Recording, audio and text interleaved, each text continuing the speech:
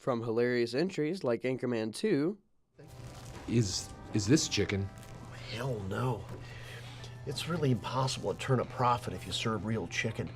Yeah, we use mainly bats. What? Yeah, but the good quality kind. That's the most horrible thing I've ever heard. Yeah, you gotta do what you gotta do, right? So what you gotta do is serve fried bats? Yep. To classic westerns like True Grit. I mean to kill you in 1 minute, Ned, or see you hanged in Fort Smith at Judge Parker's convenience. Which'll it be? I call that bold talk for a one-eyed fat man. Fill your hand, you son of... Film gives us many different ways to tell a story. When it comes to movies, there are multiple genres, several different art forms, and many different ways to tell a story.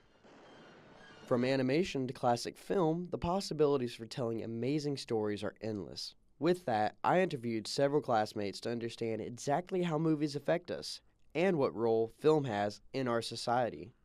And what do they call it? They call it Royale with cheese. Royale with cheese. That's right. What do they call a Big Mac? Big Mac's a Big Mac, but they call it Le Big Mac. Le Big Mac. What is your favorite movie? My favorite movie would definitely be Spirited Away by Hayao Miyazaki. My favorite movie of all time, besides Star Wars, would have to be Logan. Okay. My favorite movie of all time is A Cinderella Story, and I'm only slightly ashamed of the fact that that is my favorite movie. A Cinderella Story. A Favorite Cinderella. movie of all time? It's probably Quentin Tarantino's Pulp Fiction. Yes, Fantastic movie. excellent Love it. taste, excellent. How did this movie influence you as a person? I remember watching it when I was pretty young, like 9 or 10, for the first time, and it was the first movie I ever watched that made me realize that the things I watch can have like a deeper meaning behind them, and they're not just things to entertain me for an hour and a half. I was always really sad because I was homeschooled, and so I always knew that I was never going to be able to go to a high school football game and fall in love with the star quarterback because I was homeschooled and I couldn't do that. But I don't know if that really shaped me. Well, first time I saw it, it was just really shocking, and it just felt like nothing I'd really ever seen before. Like, I've gone to the movies and I've been like, oh, that was good, that was good. But actually watching Pulp Fiction, I was just like, what did I just see? I think it really did. I mean, it showed me that Wolverine can still kick some butt as an old man, but it's really only influence. What impact did this movie have on society? They loved it. It blew up in the box office. People loved it. Many of the fans enjoyed it and were also upset, like me, because of the character going bye-bye. Spoiler. That I don't know, because I saw it after the hype had died down, and I didn't go and see it in theater or anything. It was just like, yeah. But, yeah, I just kind of watched it because I heard my parents talking about it, and I'm like, oh, I've never seen that. And they're like, we're renting it right now. Oh, that movie? What impact did that movie have on society? That movie probably had zero impact on society because it was like one of those movies that like a lot of like 5-year-old girls watched, but no one else really did. It impacted my family a lot though because we quote that movie on the daily. But as a whole in society, I don't think anyone was really affected by that movie. Point in America, animation was kind of seen as only a Saturday morning cartoon thing, and occasionally like some really raunchy adult animated stuff. But with the beginning of the Japanese animated shows and the movies and stuff kind of being imported to the West, is kind of when we saw more examples of it being more adult-oriented and having deeper meanings behind it, and just showing that animation can be as much of a storytelling device as live action can be. What did it do that was original? I think it's just the combination of dialogue and like the extreme violence that's in there. Not to mention the performances really brought the characters to life. So. What did it do that it was original? It did a great story. It took a little bits and pieces from the Old Man comic, but still didn't kind of reflect off of it 100%. So it took kind of that idea and sprinkled some of its own taste in there.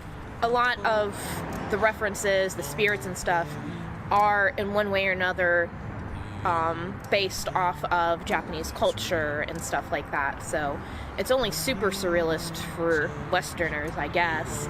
But it's just such an interesting departure, I think, from what so many people are used to when they think of animated shows or movies or stuff like that. Because, you know, it's, for the most part, it's played pretty straight. There are a few funny moments, but there are a few really intense moments in it. There's, yeah,